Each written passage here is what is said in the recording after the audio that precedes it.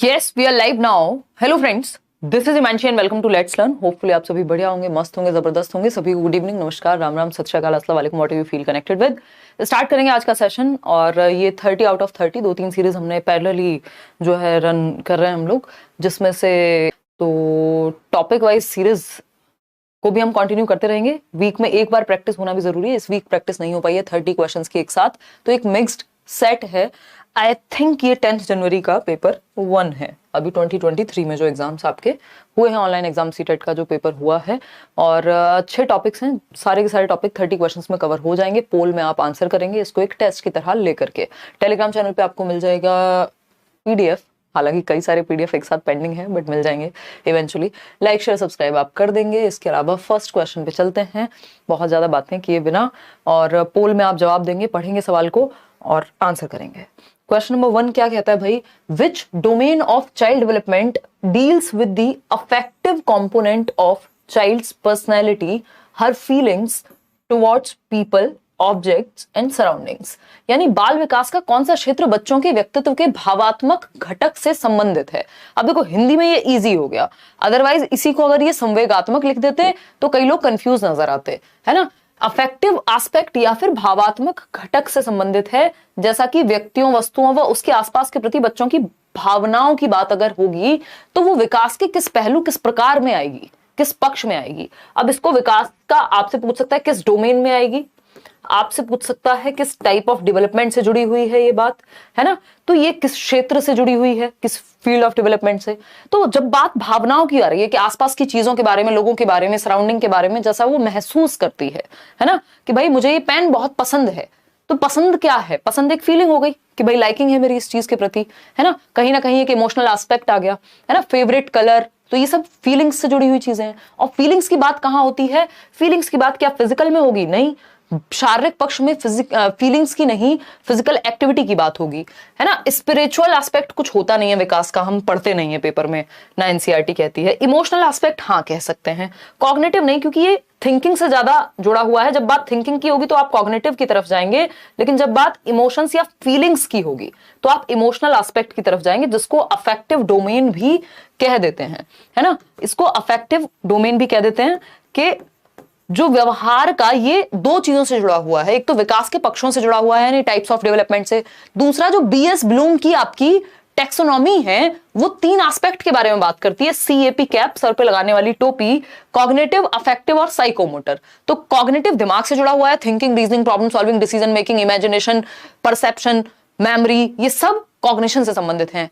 Affective domain जिसको संवेगात्मक या भावात्मक कौशल कहते हैं, उसमें इमोशंस आते हैं. ये आपका हेड, हार्ट और हैंड की शिक्षा की बात है. साइकोमोटर है फिजिकल एक्टिविटी से संबंधित, ठीक है. तो ये इमोशनल एस्पेक्ट, इसको हम ये कहेंगे जो विकास के 3 मुख्य पक्ष हैं, PCSE. तो ये SE को एक साथ जोड़ देती है NCERT, physical, cognitive, social, emotional.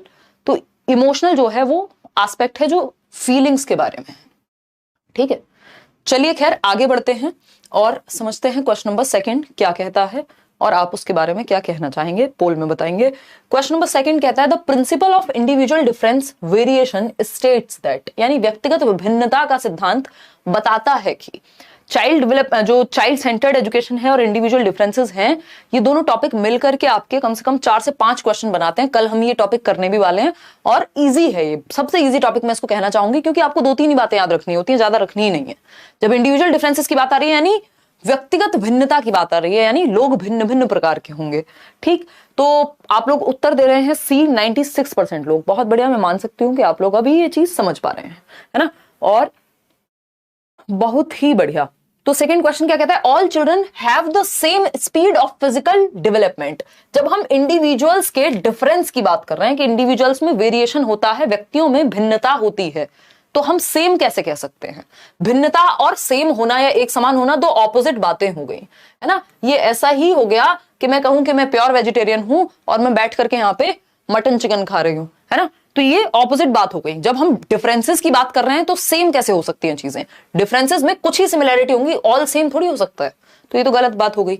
All children have the same speed of growth, यानी सभी बच्चों की वृद्धि एक जैसी होती है. अगेन डिफरेंसेस की बात हो रही है, इंडिविजुअल डिफरेंसेस की बात हो रही है, व्यक्तिगत भिन्नताओं की बात हो रही है, और हम कह रहे हैं सब सेम होते हैं. तो ये टॉपिक के साथ ही नहीं जा रही बात। फिर आता है C option, there may be a difference in the speed of growth and development of children, के भिन्न बच्चों के विकास और वृद्धि की जो दर है, जो पेस ऑफ डेवलपमेंट है, गति है, उसमें अंतर पाया जा सकता है। एक बच्चा 9 महीने में खड़ा होना सीख जाएगा, दूसरे को 11 महीने लग सकते हैं, 1 साल लग सकता है। बात एकदम सही है कि इंडिविजुअल्स अपने वृद्धि और विकास और लगभग हर पहलू में भिन्न पाए जा सकते हैं।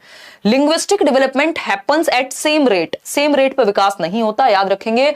रेट कभी भी सेम नहीं होता, मतलब रेट सेम ही होगा ये बिल्कुल जरूरी ही बात नहीं है, बल्कि हम ये देखेंगे यहां पे रेट क्या है, सेम नहीं होती, विकास की दर भिन्न होती है, सेम नहीं होती, जबकि स्टेजेस या फिर इसको आप कह सकते हैं कि ऑर्डर सेम होता है, या मैं कहूं सीक्वेंस सेम होगा कि पहले बच्चा बचपन में होता है बाद में जवानी में जाता है, ऐसा नहीं होता पहले जवानी बाद में बचपन, है ना। रेट सेम नहीं होता, पेस डिफरेंट होता है, पेस कैन डिफर। 2 सेम उम्र के बच्चे सेम रेट पे डेवलप कर रहे होंगे, बिल्कुल जरूरी नहीं है। चलिए खैर, तो सी ऑप्शन एकमात्र सही उत्तर है, जो आप लोगों ने 93% के आसपास लोगों ने सही उत्तर दिया भी है। क्वेश्चन नंबर 3 देखिएगा एक बार और जवाब दीजिए, क्या पूछा है समझेंगे। मैथ्स क्लास जल्दी ही लगवा देंगे, डोंट वरी, है ना। एक बार उदय सर से बात करके कुछ प्रीवियस ईयर आपके सीटेट के उधर से डिस्कस कर लेंगे मैथ्स के लेट्स लर्न पे भी। अगर हम बात करते हैं क्वेश्चन नंबर 3 की, children learn their societal role through the processes of, यानी बच्चे समाज में अपनी भूमिका को किन प्रक्रियाओं के द्वारा सीखते हैं, यानी समाज में कैसे रहना है, क्या किस तरह से ढलना है, ये वो सीखेंगे कैसे, बताइएगा फटाफट से बताइएगा। पीडीएफ टेलीग्राम सेंड किया मैम यार, इस वीकेंड होपफुली 2-3 वीकेंड से यही चल रहा है, तो आप अब तो इंतजार ही कर दीजिए मैम। फास्ट, अधिक क्वेश्चन प्लीज।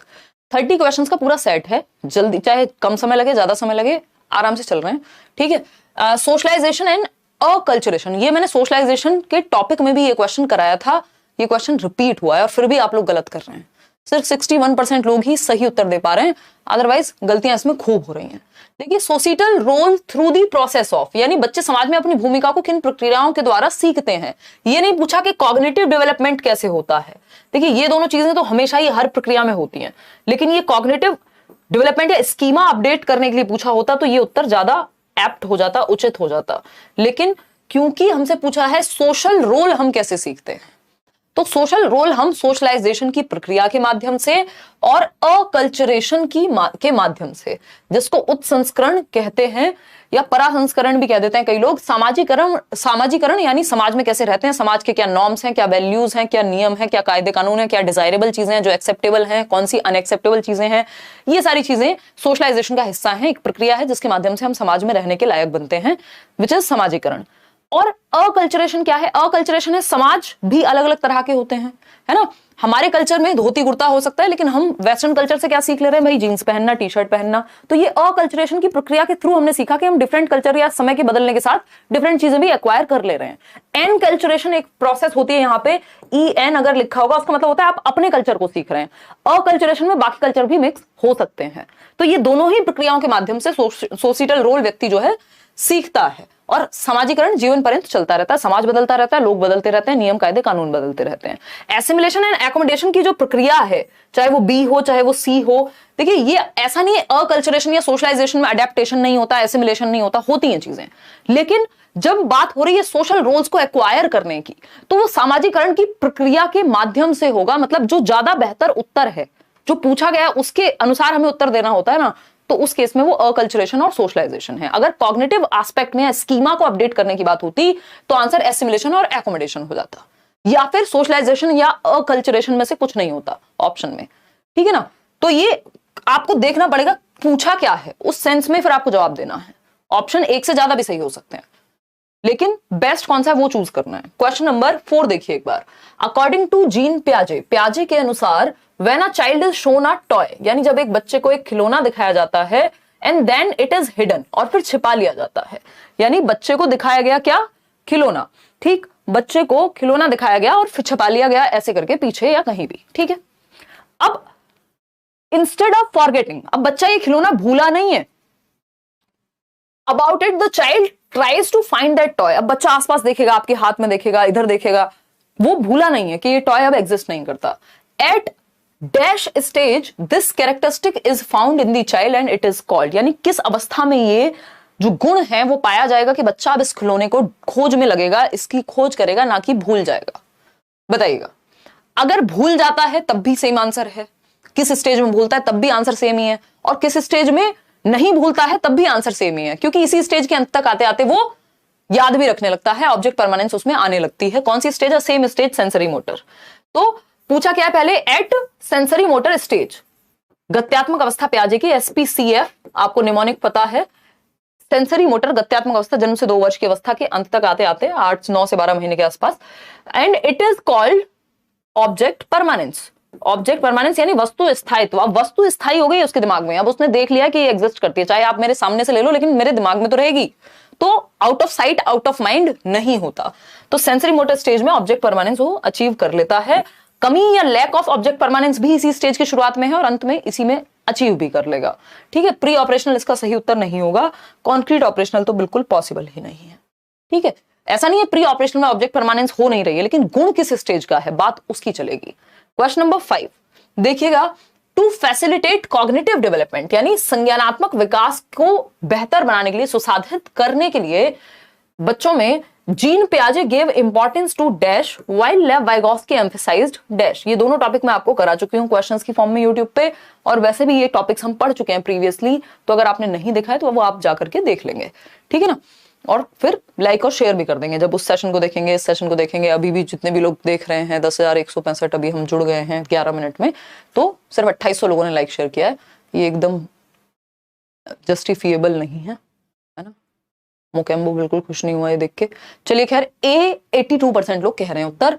तो टू फैसिलिटेट कॉग्निटिव डेवलपमेंट, पियाजे क्या कहेंगे? एक्टिविटी कराओ बच्चे को, ठीक है, जबकि वाइगोस्की कहेंगे लैंग्वेज, ठीक बात है, लेकिन हम फिर से चेक कर लेते हैं। पियाजे लैंग्वेज पे फोकस करेंगे, वाइगोस्की एक्टिविटी पे। तो जब हमें पता है MESE, ये 4 मुख्य फैक्टर्स हैं पियाजे की थियोरी में। मैचुरेशन यानी बायोलॉजिकल मैचुरेशन, एक्सपीरियंस जिसको एक्टिविटी कह देते हैं, सोशल इंटरेक्शन और इक्विलिब्रेशन। तो अब इसमें लैंग्वेज की बात तो नहीं है इन 4 फैक्टर्स में। तो हमें इतना पता है कि और वाइगोस्की लैंग्वेज को एक टूल मानते हैं। उनकी तो थियरी में 3 चीजें हैं, सोसाइटी, कल्चर और लैंग्वेज।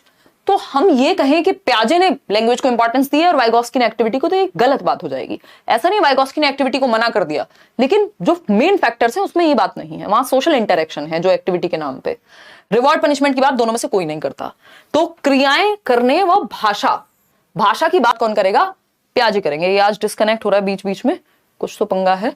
तो पियाजे एक्टिविटी की बात करेंगे, वहीं वाइगोस्की जो है वो लैंग्वेज की बात करेंगे। ए option is the right answer over here. आगे बढ़ते हैं क्वेश्चन नंबर 6 पर, देखते हैं क्वेश्चन नंबर 6 क्या कहता है और आपके मन में क्या जवाब है इसको लेकर के। लॉरेंस गोल्डबर्ग का एक क्वेश्चन है, मॉरल डेवलपमेंट की थियरी इन्होंने दी थी। The good boy good girl stage of moral development यानी नैतिक विकास की अच्छा लड़का अच्छी लड़की अभिविन्यास की जो अवस्था है उसकी मुख्य विशेषता क्या है, देखते हैं। किस ऑप्शन को देख करके आप पता लगा पाएंगे कि व्यक्ति या बच्चा जो है वो अच्छा लड़का अच्छी लड़की अभिविन्यास के अंतर्गत है। पहला ऑप्शन है सीइंग रूल्स एज फिक्स्ड यानी रूल्स जो हैं वो फिक्स्ड होते हैं और एब्सोल्यूट होते हैं, बट ये तो 4th स्टेज है, लॉ एंड ऑर्डर कहते हैं इसको, या फिर सोशल ऑर्डर मेंटेनिंग कहते हैं। तो इसकी बात तो यहाँ नहीं हो रही, यहाँ तो गुड बॉय गुड गर्ल की बात हो रही है। अच्छा लड़का अच्छी लड़की यानी प्रेज यानी प्रशंसा की बात होगी। Wanting to be respected by others and trying to do what will please others, बिल्कुल सही बात है कि दूसरों के द्वारा सम्मान प्राप्त करने की चाह है और वह करने की कोशिश जो दूसरों को खुश करे। आपको खुशी हो रही है नहीं हो रही फर्क नहीं पड़ता, but good boy nice girl बनना है किसी की नजर में, पेरेंट्स की नजर में, टीचर की नजर में, दोस्तों की नजर में, व्हाटएवर। तो इसी को good boy nice girl orientation कहते हैं। 3rd स्टेज है ये। क्या है ये? 3rd स्टेज है। कोलबर्ग की 6 स्टेजेस में से तीसरी स्टेज है और दूसरा लेवल है कन्वेंशनल लेवल जिसको हम कहते हैं। Feeling that it is their duty to uphold laws and rules for their own sake, नहीं ठीक। 5th stage believing in abstract universal principles which are valid for all humanity, ये again फिर 3rd level पे चले गए। तो answer क्या सही हुआ? सिर्फ बी ही सही है जो गुड बॉय नाइस गर्ल की बात करेगा। समझते हैं क्वेश्चन नंबर 7। क्वेश्चन नंबर 7 क्या कहता है? लेव वाइगोस्की बिलीव्स इन यानी वाइगोस्की किस चीज में विश्वास रखते हैं, वाइगोस्की के अकॉर्डिंग कौन सा एक कथन जो है वो सही होगा, बताइए। मून मून मून कोई कह रहा है, शिवानी पढ़ लो पढ़, नहीं तो सारे चांद तारे नजर आएंगे पेपर में। फिर देखिएगा एक बार, अगर हम बात करें लेव वाइगोस्की की तो उनके अनुसार कौन सा एक स्टेटमेंट सही होगा? पहला ऑप्शन है exploring what is currently beyond the children's capabilities but what they can do with support यानी यह देखना कि वर्तमान में बच्चों की क्षमताओं से परे क्या है, यानी आज वो क्या नहीं कर सकते, currently beyond the children's capabilities, यानी खुद से सीटेट क्लियर नहीं कर पा रहे, एक अटेम्प्ट दे के देख लिया या समझ नहीं आता कैसे पढ़ें, but what they can do with support, लेकिन सपोर्ट मिल जाए लेट्स लर्न का, नोट्स मिल जाए, प्रीवियस ईयर क्वेश्चन का एनालिसिस ऐसे कोई करके बता दे तो क्या हो जाएगा, पेपर क्लियर हो जाएगा। तो अपने आप वो नहीं कर पा रहे हैं, बट मदद मिल जाएगी तो कर लेंगे। Limiting children to their current capabilities, यानी जो उनकी आज की वर्तमान, ये पता नहीं क्या दिक्कत है, फिर वो नया नहीं सीख पाएंगे, मतलब जो आज की क्षमताएं बस उसी पे फोकस करो, कुछ नया या आगे बढ़ने की बात छोड़ ही दो, तो ऐसा नहीं होता, ठीक है ना, ये गलत हो जाएगा। फिर आता है C option, focusing only on what the child can do alone and without any help, यानी इस बात पे फोकस करना सिर्फ कि बच्चा अकेले क्या कर सकता है बिना किसी मदद के, तो इस बात पे नहीं, फिर मदद की भी बात होती है। वाइगॉस्की तो सोसाइटी, कल्चर, इनके इंटरेक्शन, हेल्प की बात करते हैं, स्कैफोल्डिंग की बात करते हैं।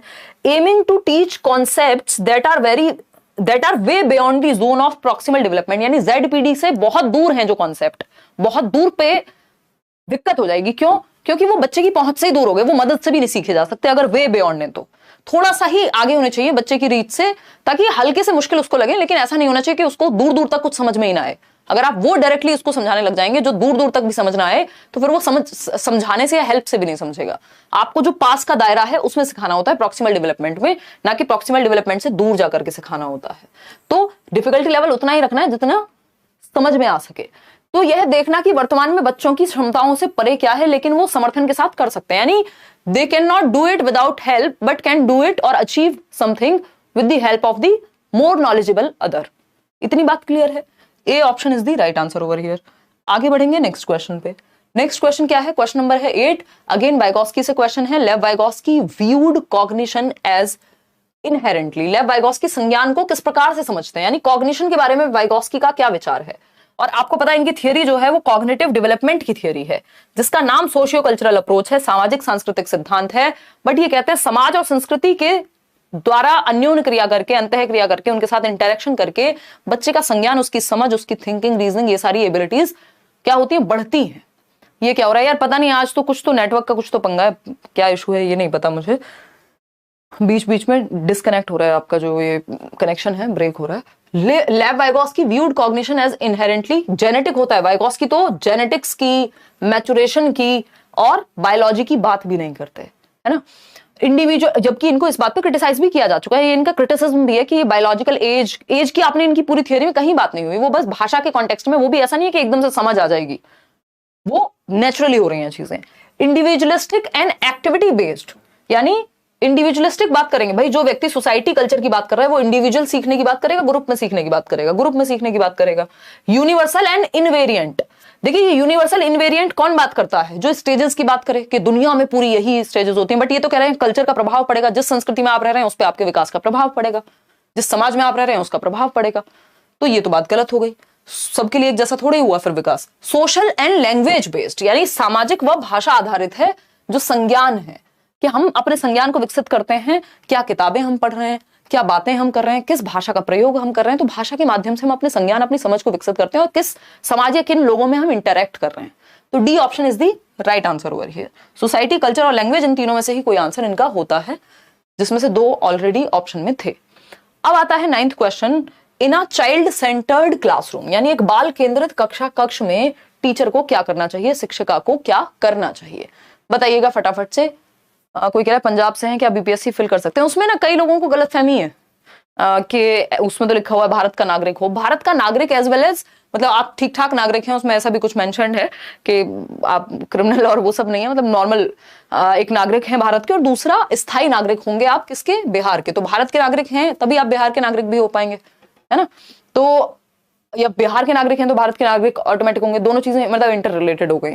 तो ऐसा नहीं है कि बाहर वाले फिल कर सकते हैं, उसमें ऐसा नहीं लिखा हुआ है। और वो 31 अगस्त है डेट, वो भी मैंने लास्ट में आपको दिखाया था, बोलने में वो 1 अगस्त मुझे याद रह गई है, जो लास्ट ईयर है आपका सेकेंड ईयर में। In a child centred classroom the teacher, बाल केंद्रित शिक्षा में बच्चा एक्टिव होगा और टीचर क्या होगा, टीचर भी एक्टिव होगा। देखते हैं क्या होगा। Classifies the learners on the basis of their abilities, abilities के बेस पे बांट देता है, नहीं सेग्रीगेट नहीं करते बच्चों को। यूजेस फियर, डराएगा नहीं। कंसिडर्स हर सेल्फ और himself as the ultimate source of knowledge, ये तो ट्रेडिशनल क्लासरूम में होता था। एक होता है क्या आपका चाइल्ड सेंटर्ड क्लासरूम, ये मैंने डिस्कस किया हुआ है यूट्यूब पे भी, बैचेस में भी अभी हम करेंगे डिस्कस। ट्रेडिशनल क्लासरूम, पारंपरिक टीचर सेंटर्ड क्लासरूम, वहां टीचर को सब कुछ आता है और वो ज्ञान भर देगा बच्चे में, ये अप्रोच पहले हुआ करती थी। चाइल्ड सेंटर्ड में बच्चे और टीचर दोनों मिलकर के नॉलेज को, ज्ञान को सृजित करते हैं या कंस्ट्रक्ट करते हैं। तो pays individual attention to each learner, ये बात एकदम सही है कि प्रत्येक शिक्षार्थी पर व्यक्तिगत ध्यान देने की कोशिश जो है टीचर करेगा। चाइल्ड सेंटर्ड का मतलब है कि चाइल्ड सेंटर में है, तो चाहे वो 30 बच्चे हों। अब हमारे देश में स्थिति ये है कि बहुत ज्यादा एडमिशंस, एनरोलमेंट बहुत ज्यादा हो जाता है, अदरवाइज एक सीमित मात्रा में बच्चे होने चाहिए जिससे कि हर बच्चे पे ध्यान दिया जा सके। ठीक है ना, क्लियर है जी बात? हाँ अच्छा ठीक है, पढ़ाई कर लो अंशु सिंह। देखिए तो D option is the right answer. आगे बढ़ेंगे क्वेश्चन नंबर 10 पर। हार्वर्ड गार्डनर, एक क्वेश्चन गार्डनर से आता ही है। हार्वर्ड गार्डनर बिलीव्ड दैट, यानी हार्वर्ड गार्डनर का क्या मानना था, बताइए। Each individual possesses different types of intelligences in varying degrees, यानी वो मानते थे कि प्रत्येक व्यक्ति के पास अपना अलग अलग मात्रा में विभिन्न प्रकार की बुद्धि होती है। देखिए बी ऑप्शन है, intelligence is pre determined and fixed at birth. इस बात के अगेंस्ट है गार्डनर कि फिक्स्ड है जो बुद्धि है आपकी, या प्री डिटर्मिन्ड है, पहले से सुनिश्चित है ना, या एक सिंगल एंटिटी है बुद्धि, आईक्यू स्कोर है बुद्धि, इन सब चीजों को बिल्कुल सिरे से नकारते हैं गार्डनर। वो कहते हैं ये क्या है, एक एबिलिटी है जो अलग अलग मात्रा में अलग अलग लोगों में हो सकती है, या कई प्रकार की बुद्धि एक व्यक्ति में हो सकती है, बस मात्रा या डिग्री का जो अंतर है वो हो सकता है, ज्यादा हो किसी में कम हो किसी चीज को लेके। Each individual possesses only one type of intelligence, ऐसा उन्होंने नहीं कहा, मल्टीपल टाइप्स ऑफ इंटेलिजेंसेस हो सकते हैं, किसी एक में आप अच्छे हो सकते हैं बहुत ज्यादा, लेकिन ऐसा नहीं है कि एक ही प्रकार की बुद्धि है किसी में। Intelligence is a general ability to adapt to certain situations, ये जनरल एबिलिटी है, ये भी इन्होंने नहीं कहा। जनरल एबिलिटी की बात एल्फ्रेड बिने करते हैं कि एक सामान्य तत्व होता है बुद्धि का जो हर जगह पे काम आएगा, मैथ में अच्छे हैं तो हर चीज में अच्छे होंगे। प्रत्येक व्यक्ति के पास अलग अलग मात्रा में विभिन्न प्रकार की बुद्धि होती है, ये बात जो है गार्डनर कहते हैं कि हो सकता है आपको डांस में आपके पास बहुत अच्छी बॉडीली काइनेस्थेटिक बुद्धि नहीं है, तो हो सकता है आप डांस में अच्छे ना हो सकता है आप में म्यूजिकल इंटेलिजेंस हो सकता है आप खिचड़ी हो सबकी, थोड़ी थोड़ा सब कुछ हो आप में, है ना। तो वेरिंग डिग्री का अंतर होता है, लेकिन अलग अलग प्रकार की बुद्धि आप में हो सकती है। आगे बढ़ते हैं क्वेश्चन नंबर 11। क्या कहता है ये, अगेन वाइगोस्की का क्वेश्चन। देख रहे हैं आप एक सेट में 3 क्वेश्चन तो अभी तक वाइगोस्की के आ चुके हैं।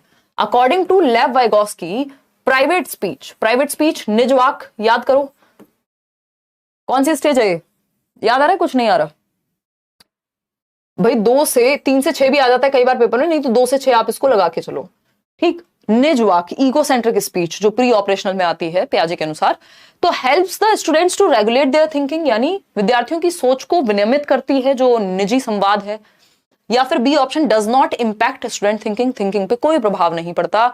अब जो व्यक्ति, खिचड़ी है हमारी तो हाँ ज्यादातर लोगों का यही होगा, सोसाइटी, कल्चर, लैंग्वेज, है ना, अपना भी कुछ ऐसे ही है। देखिए तो लिंग्विस्टिक इंटेलिजेंस की अगर हम बात कर रहे हैं, जो व्यक्ति अपनी थियोरी में 3 महत्वपूर्ण चीजें हैं बीपीएल की तरह, एससीएल बोले तो सोसाइटी, कल्चर, लैंग्वेज, तो जब लैंग्वेज इतनी इंपॉर्टेंट है वाइगोस्की के लिए, तो क्या वो ये कहेंगे कि कोई इंपैक्ट नहीं होता थिंकिंग पे, जबकि वो तो कह रहे हैं लैंग्वेज से कॉग्निटिव डेवलपमेंट होगा, टूल है, language is a tool for cognitive development. Hinders the students thinking, तो लैंग्वेज से क्या है, हिंडर हो जाएगी, यानी प्राइवेट स्पीच से हिंडर यानी रुकावट बन जाएगी थिंकिंग में, जबकि थिंकिंग भाषा से होगी या किससे करेंगे। इंक्रीजेस स्टूडेंट्स ईगोसेंट्रिसिज्म की बात पियाजे कर रहे हैं, वाइगोस्की नहीं कर रहे हैं, ठीक है। समझना होगा क्वेश्चन को, कोई तो डी लिख रहा है जबकि डी हो नहीं सकता, डी फॉर डॉग भी बनाया है ना। क्रिएटिविटी तो पूरी लगा दी आपने, लेकिन उत्तर गलत दे दिया सरकार। नाम क्या है आपका, विकास कुमार। चलिए तो आंसर क्या है इसका, मतलब आप लोगों ने 54% लोगों ने डी उत्तर दे दिया। कौन से सस्ते नशे हैं भाई ये, है? कमाल कर दियो, बहुत बढ़िया चिंटू। देखिए ए ऑप्शन सही है इसमें, डी नहीं, एतिश्री रॉय, बहुत बढ़िया नाम है आपका। देखिए helps the students to regulate their thinking, ये मैंने आपको प्राइवेट स्पीच बताते समय भी बताया था कि सोच को रेगुलेट करने में, प्राइवेट स्पीच जब हम खुद से बात कर रहे हैं, खुद को ही डायरेक्शन दे रहे हैं, खुद से बात करके कि नहीं यार हिमांशी ये वाला नहीं, ये वाला सही होना चाहिए। जब आप पेपर में ऐसे बोल के बातें कर रहे होते हैं तो आप खुद को दिशा दे रहे होते हैं, आप अपनी थिंकिंग को रेगुलेट कर रहे होते हैं। जब आप बात कर रहे होते हैं खुद से बोल करके, आप सेल्फ डायरेक्शन, सेल्फ रेगुलेशन का काम कर रहे होते हैं वहां पे। ऐसा नहीं है कि इससे ईगो सेंट्रिज्म बढ़ जाएगा कि बस आप अपने ही बारे में सोचेंगे, ऐसा नहीं है। जब वो बच्चा एक पजल को सॉल्व करते समय बात कर रहा है यार ये पीले वाला नहीं नीले वाला लगाना है, तो वो एक प्रॉब्लम को सॉल्व करने की बात कर रहा है, तो उसकी जो सोच है वो उसके प्रॉब्लम सॉल्विंग को बेहतर कर रही है, उसकी थिंकिंग को एक दिशा दे रही है, ठीक है ना। तो ये डी कैसे हो सकता है, मतलब ये आपने क्या सोच के उत्तर दिया है, ये प्याजे के कॉन्टेक्स्ट में समझ आता। वो तो वाइगॉस्की तो ईगोसेंट्रिज्म की बात ही नहीं करते। पूछा है अकॉर्डिंग टू वाइगॉस्की, इतना बड़ा बड़ा लिखा हुआ है, फिर भी आप लोगों ने ये काम किया है, तो मुझे कहना ही पड़ा क्या करें। देखिए, तो प्याजे की अगर हम बात करें तो आत्म केंद्रीयता की बात वही करते हैं, ईगोसेंट्रिक होने की, कि बच्चा सेल्फ सेंटर्ड है। यहां ऐसा नहीं होगा, क्योंकि वाइगॉस्की के अनुसार जो लैंग्वेज है या प्राइवेट स्पीच है, खुद से बोल बोल के बात करना, ये रेगुलेट करता है बच्चे की थिंकिंग को, दिशा देता है, डायरेक्शन देता है। क्वेश्चन नंबर 12 देखिएगा। अब ये तो पेट पे बाण मारने वाला सवाल है, इसमें तो कई लोग घायल ही हो जाएंगे। असर्शन यानी ये है क्या, एक प्रॉब्लम आपके सामने रखी है, कथन जिसको हम कहते हैं, और दूसरा इसका रीजन दिया जाता है कि इस प्रॉब्लम का या इस स्टेटमेंट का ये रीजन हो सकता है या नहीं। तो आपको देखना है, बताइए, नोट्स में 3 से 6 साल है ना, फर्क नहीं पड़ता उससे, उसका बेसिकली आपको बस ये देखना है वो पेपर में कभी 1 साल ऊपर या 1 साल नीचे, उससे कोई दिक्कत नहीं है, 3 से 6 ही आप मान के चलो भाई। वही बात ईगोसेंट्रिक की 2 से शुरू हो जा रही है प्याजे की थियरी में, तो ऐसा भी हो सकता है कई जगह पे आपको 2 साल भी देखने को मिल जाए, तो अर्ली चाइल्डहुड भी ध्यान रख सकते हो आप, उससे कोई फर्क नहीं पड़ता। कोई कह रहा है मैम बहुत भेदभाव करती हैं, ऐसा नहीं है यार, ऐसी बातें नहीं सोचते। 78% लोग ए कह रहे हैं। हाँ, ये तो आपको लगता है अक्कड़ बक्कड़ बम्बे बो, सबसे पहले जो दिख जाए वही है सही, ANRR राइट है। असर्शन यानी कथन। अब इसको सॉल्व करने की अप्रोच है ना कि स्टेटमेंट क्या है, प्रॉब्लम क्या पोज की है। शिक्षिकाओं को यह मानना चाहिए कि उनके जेंडर से अनपेक्ष सभी बच्चों में तार्किक, गणितीय व भाषाई कौशल होते हैं, यानी टीचर्स को यह कंसीडर करना चाहिए कि जेंडर मैटर नहीं करता, हर एक बच्चा लॉजिकल एबिलिटी और मैथमेटिकल एबिलिटी रखता है। Teacher should believe that all children irrespective of their gender have the potential for logico mathematical reasoning and possesses linguistic skills. यानी ऐसा नहीं है कि लड़कियां ही भाषा में अच्छी होंगे या लड़के ही गणित में अच्छे होंगे, इरेस्पेक्टिव ऑफ जेंडर, यानी जेंडर न्यूट्रल हो गई ये बात, लैंग्वेज या सब्जेक्ट कोई भी जेंडर का व्यक्ति सीख सकता है, बात तो फैक्ट है ना। ऐसा बिलीव मानना चाहिए टीचर को, बिल्कुल ऐसा है ना, ये बात क्या है, बिल्कुल सत्य है, ट्रू है, ठीक है। रीजन इसका पीछे क्या दिया है वो हमें चेक करना पड़ेगा। ये जो कथन है इसका सॉल्यूशन दिया क्या है, gender is a social construct. ऐसा क्यों मानना चाहिए, क्यों, क्योंकि जेंडर जो है वो सामाजिक निर्मित है या सामाजिक संरचना है जो समाज ने बनाया है। ऐसा सच में थोड़ी है कि लड़की है तो गणित में खराबी होगी, तो ये बात भी सही है, इसका रीजन एकदम सही है, क्योंकि जेंडर एक सोशल कंस्ट्रक्ट है, तो टीचर को मानना चाहिए दोनों में से कोई भी इरेस्पेक्टिव ऑफ देयर जेंडर किसी भी सब्जेक्ट में अच्छा हो सकता है।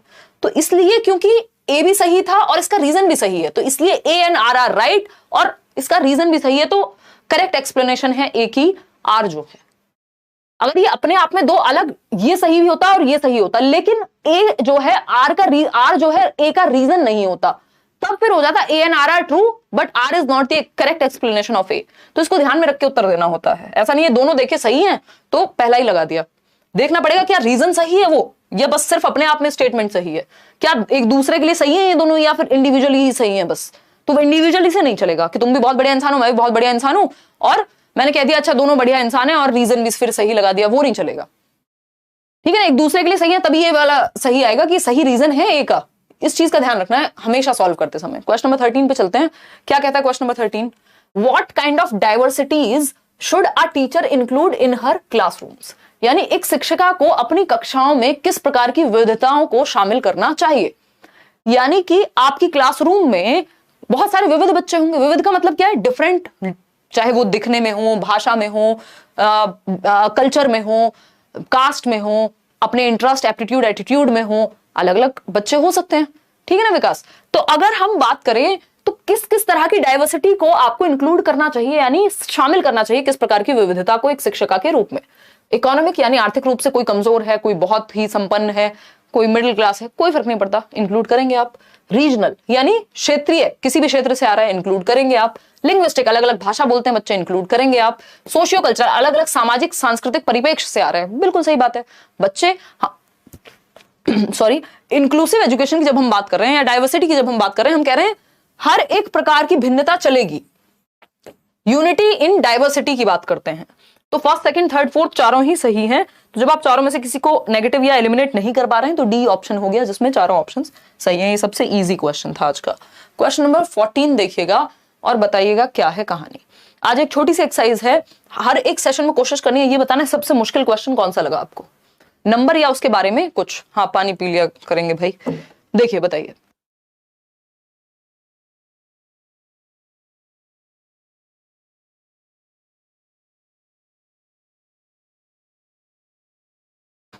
देखिए डी ऑप्शन कह रहे हैं 63% लोग। Which of the following statement कैरेक्टराइजेस assessment in a socio constructivist classroom. आपको पता है सोशियो कंस्ट्रक्टिविस्ट का मतलब है सामाजिक रचनात्मक या सृजनात्मक कक्षा कक्ष में। सामाजिक रचनात्मक क्या है? सोशियो कंस्ट्रक्टिविस्ट कौन है? वाइगॉस्की। तो ऐसा क्लासरूम जो सोशियो कंस्ट्रक्टिविस्ट थियरी पे बेस्ड है, उसकी विशेषता क्या होगी? या उसमें विशेषता भी नहीं, ये पूछा है उसमें आकलन कैसे करेंगे। यानी जब आप ग्रुप्स में सिखा रहे हैं तो आकलन जब जांचने की बात आएगी वो भी ग्रुप में ही करेंगे। सामाजिक सांस्कृतिक में या सामाजिक सृजनात्मक में यही तो होगा, बच्चे एक्टिवली इन्वॉल्व होंगे ग्रुप में। तो असेसमेंट शुड जनरेट फियर, डर नहीं आएगा, क्योंकि जहां कंस्ट्रक्शन लिख दिया वहां डर नहीं आएगा। जहां ज्ञान की सृजनात्मकता या रचना हो रही हो वहां डरा की रचना नहीं होगी। ठीक है।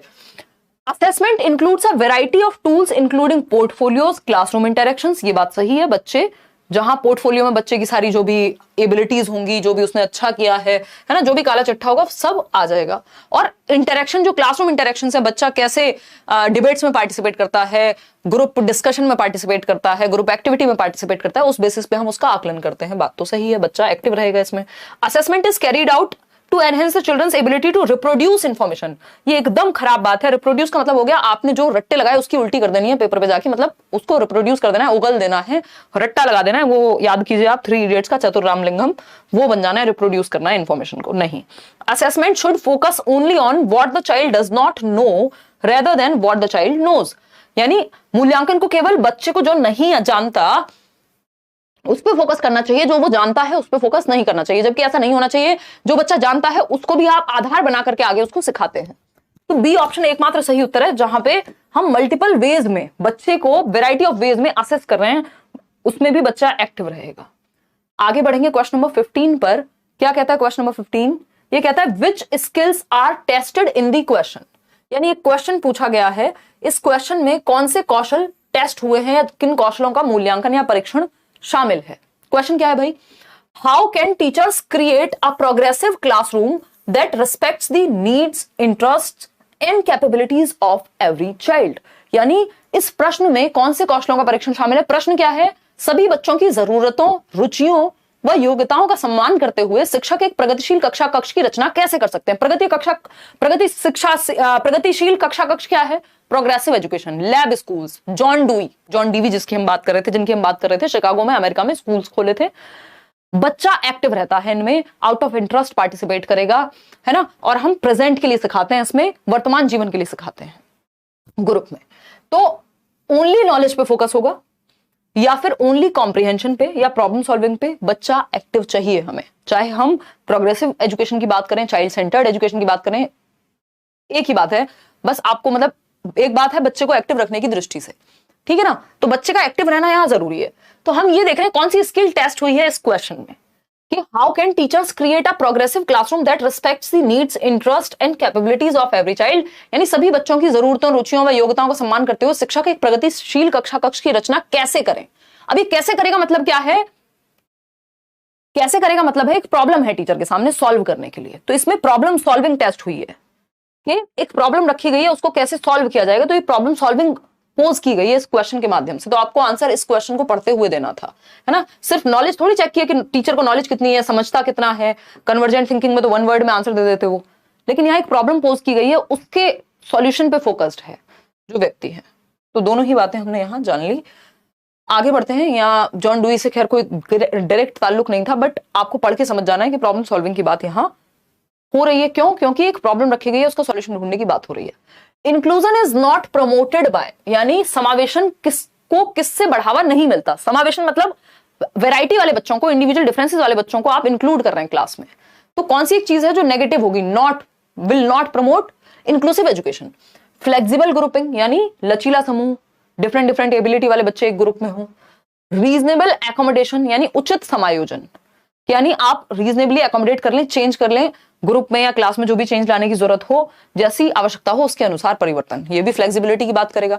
डिफरेंशिएटेड इंस्ट्रक्शन भी एक पॉजिटिव बात है कि आप बच्चे की नीड्स के अकॉर्डिंग उसको इंस्ट्रक्शन दे रहे हैं। डिफरेंट बच्चों की डिफरेंट नीड्स हो सकती हैं, तो स्टैंडर्ड इंस्ट्रक्शन नहीं होना चाहिए, डिफरेंशिएटेड इंस्ट्रक्शन होना चाहिए। लेकिन लेबलिंग एंड सेग्रीगेशन, बच्चे पे ठप्पा लगाना, तुम पास, तुम फेल, है ना, तुम तो ये, तुम तो वो, अगर आप सेग्रीगेट कर रहे हैं, अलग थलग कर रहे हैं कि तुम्हें दिखता नहीं है, तुम अलग बैठो सबसे, है ना, तुम ये वाले स्पोर्ट्स में नहीं इन्वॉल्व होगे, तुम ये काम नहीं करोगे, तो ये लेबलिंग एक तो आपने ठप्पा लगा दिया, किसी बच्चों को आप कह रहे हैं अच्छा जिसको दिखता नहीं है उसको आप अंधा कह रहे हैं, कुछ और कह रहे हैं, तो ये लेबलिंग एंड सेग्रीगेशन सबसे नेगेटिव बात है। इंक्लूजन का जस्ट ऑपोजिट है ये, कि आप इंक्लूड नहीं कर रहे हैं, सेग्रीगेट कर रहे हैं। तो D option is the right answer. Question number 17 देखिएगा एक बार और जवाब दीजिएगा। क्वेश्चन नंबर 17 है, what is the role of examples while teaching children from diverse backgrounds in elementary classes. यानी विविध कक्षा में जब आप या विविध पृष्ठभूमियों से आने वाले बच्चों को जब आप पढ़ा रहे हैं तो उदाहरणों का क्या योगदान है, और वो भी diverse backgrounds in elementary classes. तो कैसे उदाहरण होने चाहिए, रोल क्या है उदाहरणों का।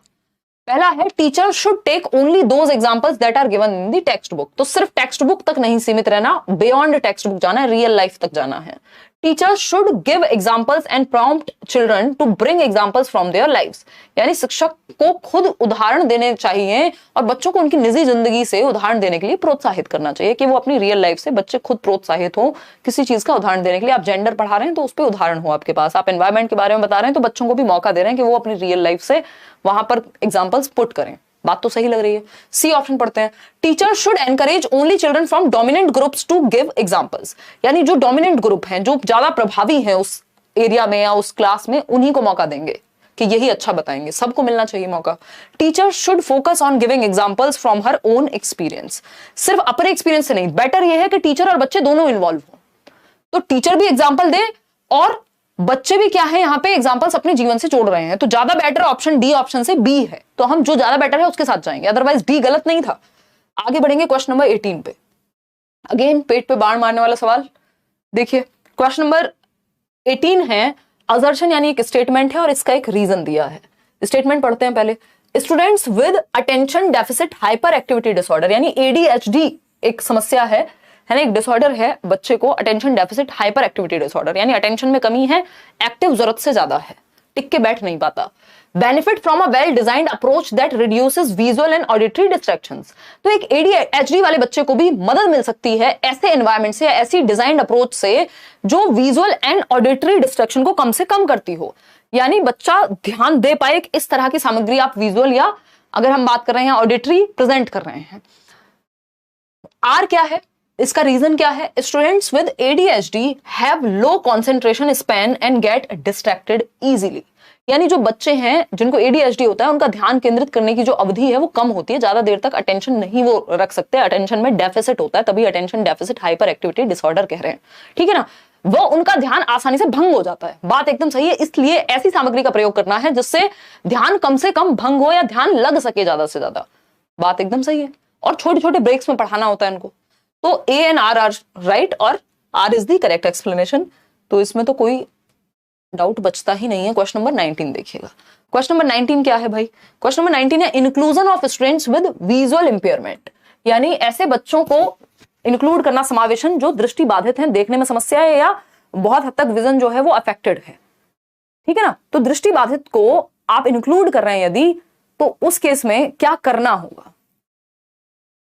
बिहार, लव फ्रॉम बिहार, आपके कृपा से मेरा सीटेट 2022 दिसंबर क्लियर हो गया था और अब मैं बीपीएससी की भी तैयारी कर रहा हूँ, बस आपका आशीर्वाद बना रहे। All the best Shashi, all the best यार, बढ़िया से आप लोग इस बार पेपर निकालें, फिर हम लोग मिलेंगे, है ना। बैच भी चल रहा है करियर विल पे, और इसके अलावा भी आप अपनी मेहनत भी पूरी बना के रखें। प्रीवियस ईयर जो भी स्टेट में एग्जाम हुआ है इससे पहले, है ना, किसी भी क्षेत्र का जो कॉमन सब्जेक्ट्स हैं, जीएस हो गया, ये सारा कुछ, उनको जरूर प्रैक्टिस करके जाएं पढ़ने के साथ साथ। देखिएगा क्वेश्चन नंबर 19 क्या कहता है? Inclusion of students with visual impairment requires, वह विद्यार्थी जिसे दृष्टि बाधिता है।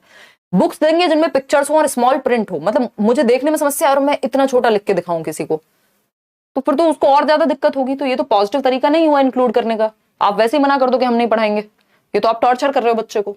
बी ऑप्शन है use of tactile and other materials which are embossed. Embossed होते हैं जो उभरे हुए हों, तो उभरे हुए मटेरियल का या स्पार्शिक सामग्री, टेक्टाइल मटेरियल होता है टच एंड फील, जिसको टच किया जा सके, क्योंकि बच्चे को देखने में समस्या है तो टच एंड फील तो कर सकता है वो। तो ऐसे संसाधन का प्रयोग करेंगे जहां पे उभरी हुई चीजें हो, या तो जैसे इस रिमोट में क्या है, बटन उभरे हुए तो टच कर सकता है वो बच्चा जिसको देखने में समस्या है, या आप ब्रेल लिपि का इस्तेमाल कर सकते हैं। बात तो सही लग रही है। टेक्टाइल मटेरियल विजुअली चैलेंज लोगों के लिए बहुत बेटर होते हैं। Restriction on usage of assistive technology, मतलब जो असिस्टिव टेक्नोलॉजी आजकल फोन वगैरह में कि वो बता दे, अगर बच्चा देख नहीं पा रहा, पढ़ नहीं पा रहा, तो स्पीकर से खुद से बता दे, तो वो टेक्नोलॉजी को ही हटा दो, रेस्ट्रिक्ट कर दो, लिमिटेड कर दो, तो और समस्या होगी बच्चे को। Use of sign language by teacher and peers, sign language का जो प्रयोग मूक बधिर बच्चों के लिए ज्यादा किया जाता है बजाय कि विजुअली चैलेंज बच्चों के लिए, है ना। जो साइन लैंग्वेज होती है ना, जेस्चर्स का इस्तेमाल करके, वो डेफ एंड डम बच्चों के लिए ज्यादा प्रयोग में आती है। आगे बढ़ते हैं, क्वेश्चन नंबर 20 देखिए, ये क्या कहता है। क्वेश्चन नंबर 20 कहता है an identifying feature of creativity, यानी रचनात्मकता की सबसे विशिष्ट विशेषता है। मतलब रचनात्मकता क्या है, कुछ डिफरेंट करना। अभी उस दिन एग्जांपल दिया था ना कि हमारी जो हाउस हेल्प है वो मटका लेकर के आई, तो अभी मटके में क्या है, एक टैप होगी जिसको आप एक फिल्टर की तरह ओपन करके पानी भर के आराम से पी सकते हो। पहले, अब से शायद 10 साल पहले या 15 साल पहले, 20 साल पहले मटका तो था, लेकिन उसमें टैप नहीं लगी होती थी, वो नॉर्मल मटका होता था। तो जिसने टैप लगाने का आइडिया सोचा होगा, टैप पहले से थी, मटका पहले से था, क्रिएटिविटी किसी ने लगाई और टैप को मटके के साथ फिट कर दिया। तो रचनात्मकता मतलब कुछ नया करना।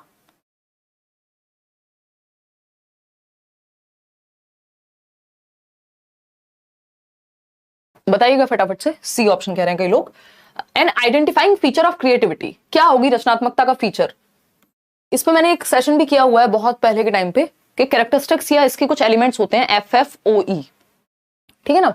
यहां पे जरूरत नहीं पड़ेगी, कंफर्मिटी होती है बस, बाकी जैसा बाकी लोग कर रहे हैं वैसा ही आपने करना शुरू कर दिया, तो ये तो कॉपी पेस्ट कहेंगे इसको। कन्वर्जेंट थिंकिंग इंटेलिजेंस से जुड़ा हुआ है जेपी गिलफर्ड के अकॉर्डिंग, कि आपको जैसे एक क्वेश्चन है इसमें कन्वर्जेंट थिंकिंग लग रही है, अभिसारी सोच, सिकुड़ती हुई सोच, कि एक क्वेश्चन है, 4 ऑप्शन है, इन्हीं में से कोई सही होगा, आपको 5वां कुछ नया क्रिएट नहीं करना। इसमें कन्वर्जेंट थिंकिंग लगेगी जब डिसीजन मेकिंग की जरूरत पड़ेगी, कोई एक चीज चूज करोगे तो। लेकिन जब डिफरेंट दिशाओं में सोचना हो, क्रिएटिवली सोचना हो, तो डाइवर्जेंट थिंकिंग। जब ऐसे राइटिंग करनी है तो दिशाओं में सोचना पड़ेगा, तो अपसारी सोच, ओपन एंडेड थॉट। तो डाइवर्जेंट थिंकिंग से जुड़ती है क्रिएटिविटी, साफ साफ। कौन कहता है, JP Guilford. Hypothetical deductive reasoning प्याजे की बात नहीं हो रही है। C option is the right answer, और ये लॉजिक के लिए ज्यादा जाएगी। क्वेश्चन नंबर 21 देखिएगा, ये कहता है what does active engagement mean, यानी सक्रिय जुड़ाव क्या है, या बच्चे जब सक्रिय हैं, एक्टिवली एंगेज्ड हैं क्लासरूम में, तो उसका मतलब क्या है। इससे आसान क्वेश्चन धरती पे नहीं बन सकता, लड्डू क्वेश्चन कहते हैं इसको। इंक्वायरी एंड क्वेश्चनिंग, यानी देखो सक्रिय जुड़ाव, जहां बच्चा एक्टिव है वही तो एक्टिव एंगेजमेंट कहलाएगा। Drill and practice, rote memorisation, passive listening. तो एक ऑप्शन तो आपने हटा दिया होगा कि पैसिव लिसनिंग यानी निष्क्रिय सुनना, यानी बस बच्चा बैठा हुआ है, सो गया चाहे, बस सुन रहा है वो लेक्चर, एक नींद ले ली उसने उठ के सुबह लंच तक, तो ये पैसिव लिसनिंग है। इसमें तो बच्चा एक्टिव है ही नहीं है, तो वर्ड में ही पैसिव लिखा हुआ है, तो कहां से एक्टिविटी आ गई। बात सही है नहीं, लेकिन 1% लोग इसे भी सही उत्तर दे रहे हैं, 2% हो गए वो लोग, कमाल कर दिया आपने, चक्कर आ गए मुझे ये देख के। बी में कंफ्यूज है 13% लोग।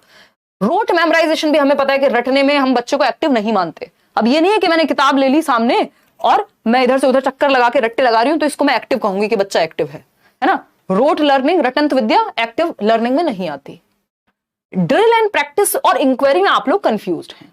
देखिए ड्रिल एंड प्रैक्टिस कुछ टॉपिक्स के लिए हेल्पफुल होती है, ठीक है, लेकिन ड्रिल एंड प्रैक्टिस से ज्यादा एक्टिविटी या ज्यादा सक्रिय बच्चा कहां होगा, इंक्वायरी में, जब वो पूछताछ कर रहा होगा, जब वो अपने दिमाग का ज्यादा प्रयोग करेगा। ड्रिल एंड प्रैक्टिस में क्या होता है, 2 एकम 2, 2 दूनी 4, 2 एकम 2, 2 दूनी 4, मतलब बार बार आप रिपीट कर रहे हैं। तो रिपीट से बेटर क्या है, जब आप दिमाग पे जोर डाल के कुछ नई इंक्वायरी कर रहे हैं, जब आप पता कर रहे हैं, जब आप क्वेश्चन कर रहे हैं, पूछताछ कर रहे हैं, है ना, जांच कर रहे हैं, तो ज्यादा बच्चा एक्टिव कहां होगा, ए ऑप्शन में। ड्रिल एंड प्रैक्टिस में रेपिटेटिव हो जाती हैं चीजें, रिपीट पे चली जाती हैं, तो ये इसको बहुत ज्यादा एक्टिव एंगेजमेंट वाली चीज नहीं मानी जाती, कुछ चीजों को याद करने के काम आ जाती है ये भी। तो ड्रिल एंड प्रैक्टिस को मैंने तो जितने भी क्वेश्चन देखे हैं सीटेट में पॉजिटिव नहीं माना जाता, कहीं पे भी आंसर आपको ये नहीं मिलेगा कि आप बच्चों को बार बार ड्रिल कराओ, प्रैक्टिस कराओ। अब फिर भी डिपेंड करता है 1% केसेस में कि क्वेश्चन में पूछा क्या है। तो बच्चा सबसे ज्यादा एक्टिव कहां है, ये आप क्लियरली देख पा रहे हैं कि इंक्वायरी एंड क्वेश्चनिंग में। तो जहां सबसे ज्यादा एक्टिव है उसी को एक्टिव पार्टिसिपेशन कहेंगे ना, नहीं तो कहने वाले तो कहते हैं रटने में भी एक्टिव है बच्चा, घूम घूम के याद कर रहा है। क्वेश्चन नंबर 22 देखिए क्या कहते हैं। क्वेश्चन नंबर 22 है which processes contribute in knowledge construction, यानी वो कौन सी प्रक्रियाएं हैं जो ज्ञान के निर्माण में सहायता करती हैं। ज्ञान का निर्माण, सहायता, ऑर्गेनाइजिंग, और हमें पता है ज्ञान का निर्माण कैसे कराना है बच्चे को, एक्टिवली, सक्रिय रूप से, जहां बच्चा एक्टिव हो, शरीर से, दिमाग से, हर तरह से। बताइए फटाफट से जवाब दीजिए, फिर हम आगे बढ़ेंगे। 8 सवाल और हैं आज के लिए, और हम लोग 13,000 लोग अभी जुड़े हैं। हाँ सही अंशु। तो ज्ञान के निर्माण में कौन सी प्रक्रियाएं शामिल हैं, organising and reorganising previous knowledge, यानी पूर्व ज्ञान का संगठन व पुनर्संगठन, यानी जो आप जानते हैं उसको फिर से ऑर्गेनाइज कर रहे हैं, उसको ठीक कर रहे हैं, चेंज कर रहे हैं। ये बात बिल्कुल सही लग रही है हमें, भाई हेल्पफुल रहेगी ना, बिना प्रीवियस नॉलेज के कुछ नया कैसे सीख लोगे, है ना, या अगर प्रीवियस नॉलेज है, पूर्व ज्ञान है, उस चीज के बारे में कुछ भी जानते हैं तो वो हेल्पफुल होगा, उसको ऑर्गेनाइज करिए आप, उसमें जोड़िए चीजें। एक्सप्लोरेशन एंड डिस्कवरी, अन्वेषण व खोज, यानी बच्चा एक्सप्लोर करे, डिस्कवर करे, खोज करे, बात तो सही है, एक्टिव है बच्चा। सोशल इंटरेक्शन से इनको हम अच्छा मानते हैं, वाइगोस्की भी कह रहे हैं कि सोशली इंटरेक्ट करे बच्चा, ग्रुप बना करके सीखे, सामाजिक अंतः क्रिया करे। तो तीनों ही बातें बच्चे की नॉलेज में कंट्रीब्यूट करेंगी, बच्चा नॉलेज को कंस्ट्रक्ट कर रहा है, ऐसा नहीं रट्टे लगा रहा है। प्रीवियस नॉलेज भी महत्वपूर्ण है, यहाँ पे ये नहीं कहा रट्टे लगाने हैं। तो फर्स्ट, सेकंड और थर्ड, ओके ओके ओके, हाँ तो ये टाइपिंग में मिस्टेक हुई होगी, फर्स्ट, सेकंड और third, B option is the right answer, ये आप करेक्ट कर लीजिएगा, ठीक है ना। हिंदी की तरफ सही लिखा हुआ है, फर्स्ट, सेकंड, थर्ड तीनों ही सही है, ठीक है ना। ये आपसे वैसे पंगे नहीं लेगा कि जो है दो ऑप्शन यहाँ पे चूज करने को नहीं कहेगा, कोई एक नेगेटिव जरूर देगा अगर ऐसा होगा तो, नहीं तो फिर दो ऑप्शन सही हो जाएंगे उस केस में। तो क्वेश्चन नंबर 23 देखिए एक बार, ये अगेन एक डरावना क्वेश्चन, लेंदी लगता है कई लोगों को बट ये इजी होते हैं। असर्शन क्या है, कथन, रीजन क्या है, देखना है। Teachers should provide middle school students with a vocabulary of emotions and encourage students to write their feelings in journals, यानी शिक्षकों को माध्यमिक कक्षाओं के विद्यार्थियों को अपने संवेगों को व्यक्त करने के लिए शब्दावली देनी चाहिए व उन्हें प्रोत्साहित करना चाहिए कि वे अपनी अनुभूतियों के बारे में अपनी डायरी में लिखें, जर्नलिंग करें बेसिकली, ठीक है ना। अब ये जर्नलिंग करें, हाँ कोई कह रहा 7,000 लोगों ने लाइक किया है, कोई बात नहीं, ठीक है। देखिए अगर हम बात करते हैं इमोशंस की, तो वोकैबुलरी ऑफ इमोशंस, कितना कैसा वो महसूस कर रहे हैं, है ना। बस ये तो नहीं कह रहे कि अच्छा नहीं लग रहा यार, तो अच्छा नहीं लग रहा में क्या हो सकता है, कैसा लग रहा है फिर भाई, एंग्शियस फील कर रहे हो, या फिर फियरफुल महसूस कर रहे हो, या फिर जॉयफुल महसूस कर रहे हो। खैर खराब महसूस करने में तो जॉयफुल महसूस करना नहीं आएगा। इसके अलावा और 70 तरह के इमोशंस के शब्द होते हैं अलग अलग, तो वोकैबुलरी उनके पास हो, अपना जैसा वो महसूस कर रहे हैं या जो भी उनको इमोशंस फील हो रहे हैं उसको एक्सप्रेस करने के ज्यादा शब्द हो उनके पास कि वो कैसा उन्हें लग रहा है, ठीक। तो ये बात तो सही है, और ताकि वो अपनी डायरी में अपने इमोशंस को क्लियरली लिख सकें। इसका रीजन क्या है, helping students recognise and express their feelings encourages emotional self regulation, यानी यदि आप बच्चों को उनके इमोशंस को पहचानने में मदद करते हैं कि वो कैसा कब महसूस करते हैं, किन चीजों को करते हुए वो ज्यादा अच्छा फील करते हैं, है ना, किस दिशा में वो पॉजिटिव महसूस करते हैं। तो बेसिकली आपने जब इमोशंस को क्या कर दिया, रिकॉग्नाइज करने का मौका दिया, उनको हेल्प किया और एक्सप्रेस करने में हेल्प की कि वो अपने इमोशंस को एक्सप्रेस कर पाए, अभिव्यक्त कर पाए, तभी तो वो बोल पाएंगे ना मम्मी साइंस नहीं ये पढ़ना है या पिताजी ये पढ़ना है, तो वो एक्सप्रेस कर पाए और पहले रिकॉग्नाइज करें, पहले खुद पहचान पाए, ये ही नहीं पता क्या करना है जीवन में, क्योंकि मौका ही नहीं दिया कभी इमोशंस को रिकॉग्नाइज करने का। तो ये क्या हुआ, ये एकदम सही बात हो गई, बच्चा एक्टिव है, तो both A and R are true, कि इससे क्या होगा, बच्चों का जो सेल्फ रेगुलेशन है, जब इमोशंस के प्रति हम अवेयर होंगे तब तो रेगुलेट कर पाएंगे, जब हमें पता ही नहीं हम फील क्या कर रहे हैं कहां से रेगुलेट हो पाएगा। क्वेश्चन नंबर 24, ये क्या कहता है, इन मीन्स एंड एनालिसिस, ये प्रॉब्लम सॉल्विंग का क्वेश्चन है, समस्या समाधान का, बहुत बार आ चुका है। साधन लक्ष्य विश्लेषण में बताइए क्या सही उत्तर होगा, आप ही जवाब दीजिए। कंजूस लोगों, क्यों कह रही हूं कंजूस, क्योंकि 7,000 कितने 900 लोगों ने लाइक किया, 13,000 में से आधा है।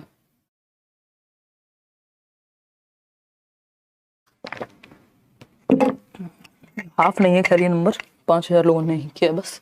देखिए ए ऑप्शन कह रहे हैं 48%। In means end analysis a step by step prescribed procedure is followed for achieving the goals, यानी स्टेप बाय स्टेप प्रोसेस होती है, तो वो तो फिर एक मेथड हो जाएगा, प्रोसीजरल वे हो जाएगा, मीन्स एंड एनालिसिस थोड़ी कहलाएगा। जहां स्टेप बाय स्टेप पहले से डिफाइंड है तो वो तो प्रॉब्लम सॉल्विंग के स्टेप्स हो जाएंगे। The problem is divided into a number of intermediate goals and then focus on solving each sub goal. The students begin at the goal and move back to the unsolved initial problem, यानी छात्र लक्ष्य से शुरू करते हैं और अनसुलझी प्रारंभिक समस्या पर वापस आ जाते हैं। या फिर D option, the student limits her search for solutions to situations that have something in common with the one you currently facing. तो इसको एनालॉजी कहते हैं कि आप समानता ढूंढ रहे हैं, जो प्रीवियसली आपने कुछ प्रॉब्लम सॉल्व की थी उससे मिलती जुलती समस्या है कोई, तो वैसी भी बात यहां नहीं हो रही है। देखो मीन्स एंड एनालिसिस को हमेशा इसमें सिंपल तरीके से पूछा जाता है, बस आपको पता होना चाहिए कि मीन्स एंड एनालिसिस होता क्या है। मीन्स का मतलब होता है साधन, एंड है आपका गोल, ठीक है ना, तो मीन्स गोल भी कह देते हैं इसको। तो साधन लक्ष्य के बारे में क्या होता है कि आपका जो लक्ष्य है उसको तोड़ लिया जाता है, ब्रेक कर दिया जाता है पार्ट्स में, कि सीटेट क्रैक करना है, ठीक है, तो सीटेट क्रैक करना क्या हो गया, लक्ष्य हो गया। मीन्स क्या हो सकते हैं, क्या लिखा है ये, अच्छा मीन्स क्या हो सकते हैं भाई, सीटेट क्रैक करना क्या हो गया, लक्ष्य। अब इसको मीन्स यानी साधन, तो इसको टुकड़ों में तोड़ेंगे। अच्छा सीडीपी हिमांशी जी से पढ़ेंगे, ठीक, ईवीएस भी लेट्स लर्न से प्लेलिस्ट देख लेंगे, नोट्स डाउनलोड कर लेंगे, तो आपने छोटे छोटे लक्ष्य बना लिया और फिर आप सीडीपी में पहले ये वाला टॉपिक सिलेबस कंप्लीट करना है, फिर प्रीवियस ईयर को प्रैक्टिस करना है, तो एक बड़े लक्ष्य को छोटे छोटे टुकड़ों में तोड़ दिया और फिर आप अचीव करने की कोशिश कर रहे हैं, तो एक गोल के सब गोल बना दिए। उसको मींस एंड एनालिसिस से जोड़ा जाता है। मींस एंड मतलब साध्य तक पहुंचने के लिए साधन का इस्तेमाल कर रहे हैं, ब्रेक करके, टुकड़ों में तोड़ करके। ठीक, तो the problem is divided into a number of intermediate goals, कि अभी क्या कर सकते हैं बड़े गोल तक पहुंचने के लिए, उस पर फोकस करेंगे और फिर ईच सब गोल को एक्वायर करने की या अचीव करने की कोशिश करेंगे। ये सिंपल डेफिनेशन है, इसमें कोई और ये ऐसा उत्तर है ही नहीं कि किसी और से हम जबरदस्ती मैच कर दें। ये सिंपल एक डिफाइंड वे में इसका डिफाइंड आंसर है। क्वेश्चन नंबर 25 देखिए क्या कहता है। क्वेश्चन नंबर 25 कहता है which of the following is the primary characteristic of mastery oriented learning. अभी कल परसों या जब भी लास्ट सेशन हुआ था तब मैंने बताया था 3 प्रकार का ओरिएंटेशन होता है या 3 प्रकार के गोल्स होते हैं लर्निंग के।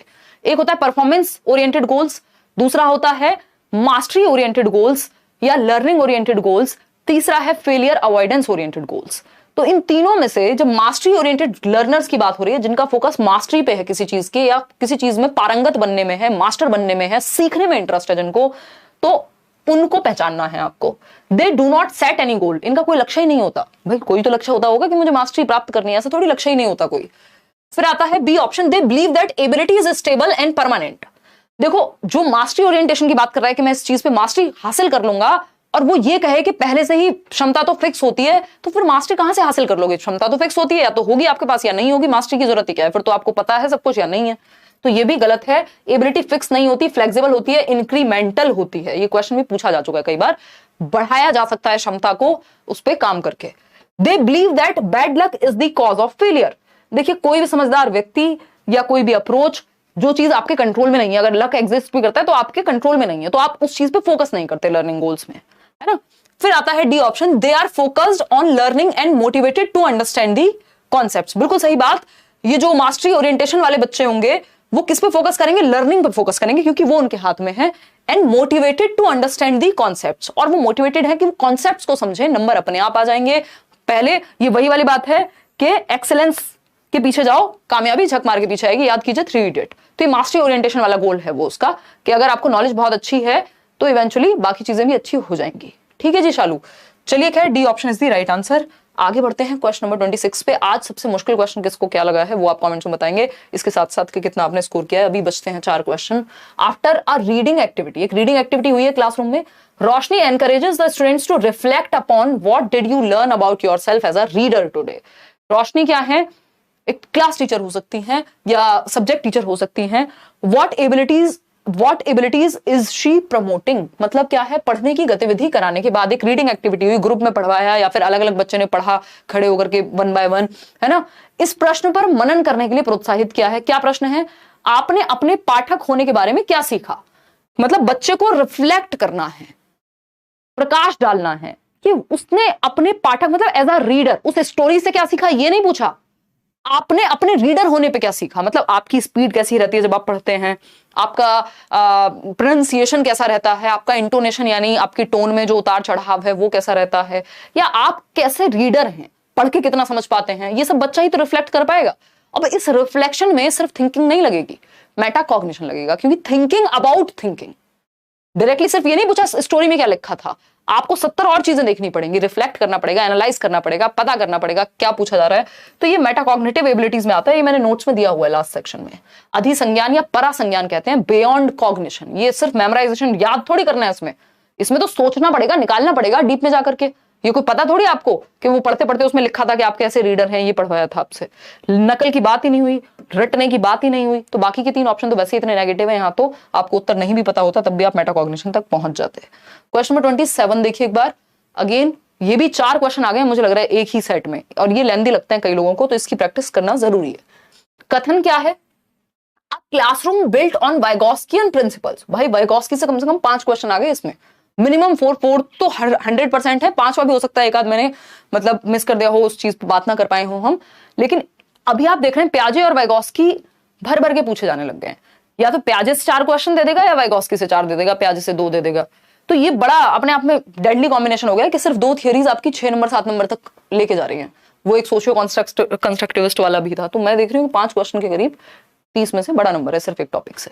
तो assertion a classroom built on Vygotskian principles would provide lot of opportunities for children to interact and collaborate with each other। अब इस तरह की थियरीज में अगर आप फंस भी जाएं तो आपको देखना बच्चों को एक्टिव रखेंगे दोनों, चाहे प्याजे हो चाहे वाइगॉस्की हो।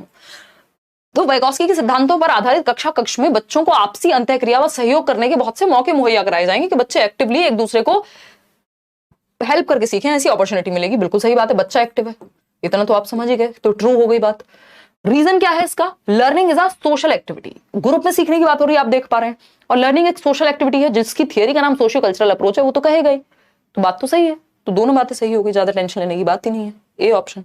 थोड़ा स्मार्ट भी तो बनना है ना हमें, जब हम इतने क्वेश्चंस प्रैक्टिस करेंगे तो स्मार्टनेस से हमें खुद भी पता लगने लग जाएगा एक टाइम के बाद कि पूछा क्या जा रहा है या कौन सा उत्तर सही हो सकता है, बाकी के 3 गलत कैसे हो सकते हैं, एलिमिनेट कर सकते हो।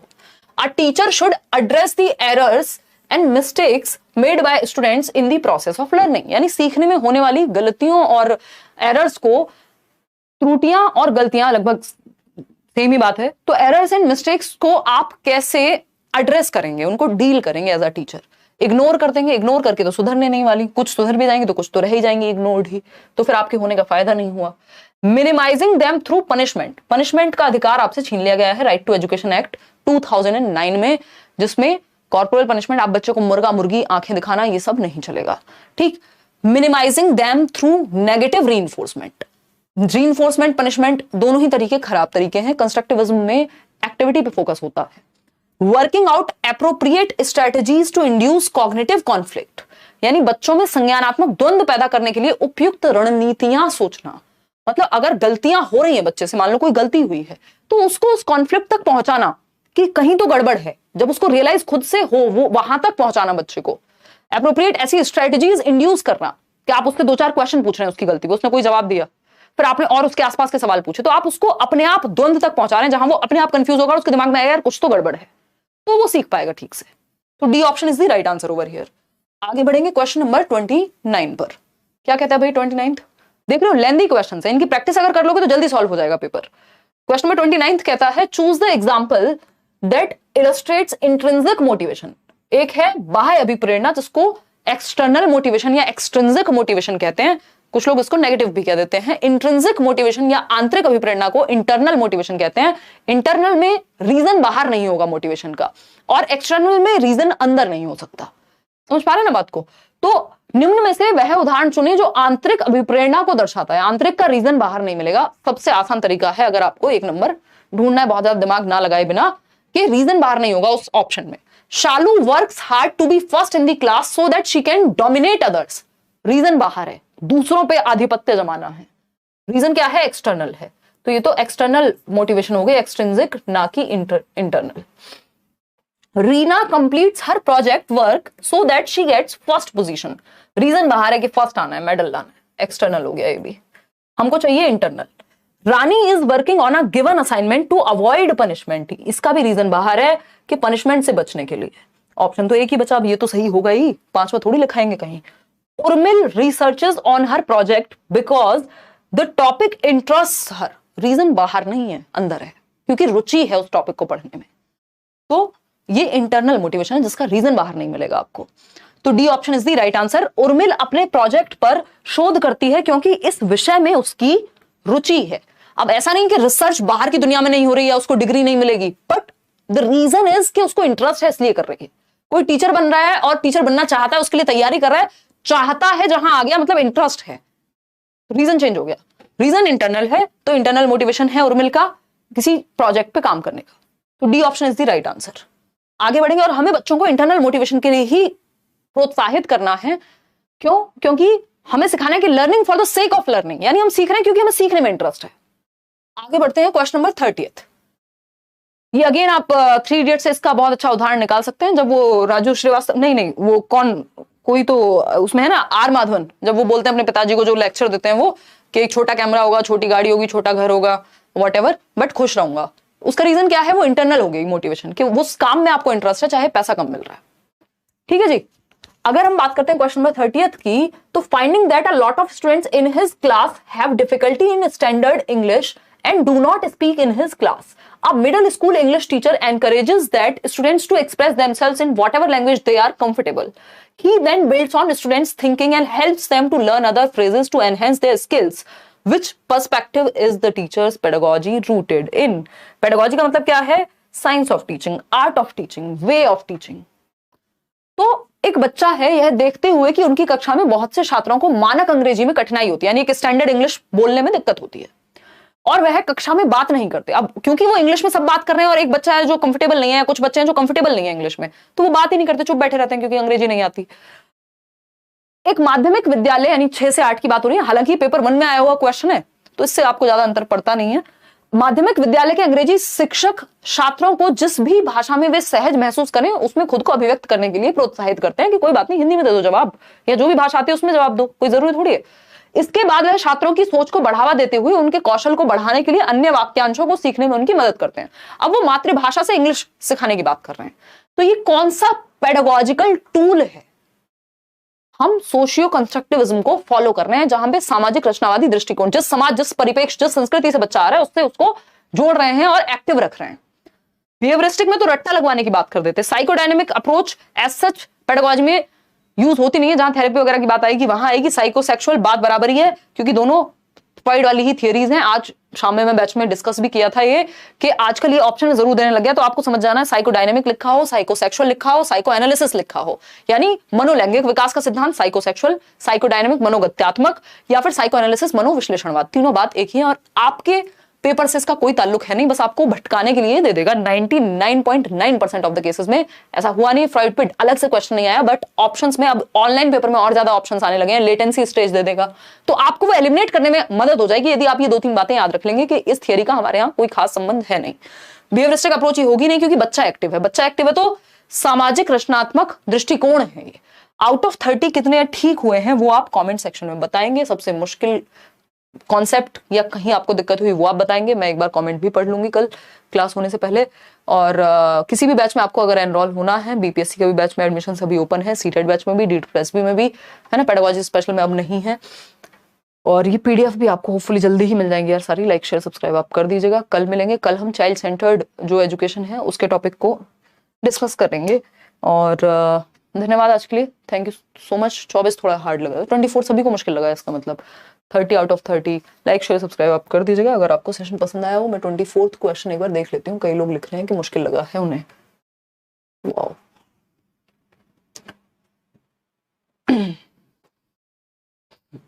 हाँ मुझे पता ही था ये मीन्स एंड एनालिसिस की ही बात कर रहे होगे आप। देखो मीन्स एंड एनालिसिस में सिंपल यही होता है कि एक बड़ा गोल होगा, ये आपको किसी भी प्रीवियस ईयर में मिलेगा, आंसर इसका एक ही रहता है कि एक बड़ा गोल होगा, उसको टुकड़ों में तोड़ दो। तो मीन्स का यानी साधनों का प्रयोग कर रहे हैं एंड तक पहुंचने के लिए, टुकड़ों में तोड़ करके। ठीक है जी, चलिए। हाँ, मैथ्स की भी क्लास में एक बार उदय सर से बात करके लगवाती हूँ, उनको प्रीवियस ईयर भेजने थे, मुझको भेजती हूँ, ऑनलाइन वाले ना अभी जो हुए रिसेंटली। चलिए टेक केयर, बाय बाय, कल मिलते हैं। Thank you so much. कोई विचार हो आपका आप कमेंट्स में बता सकते हैं, कितना आपने स्कोर किया आज और कहाँ आपको मुश्किल हुई। Thank you so much.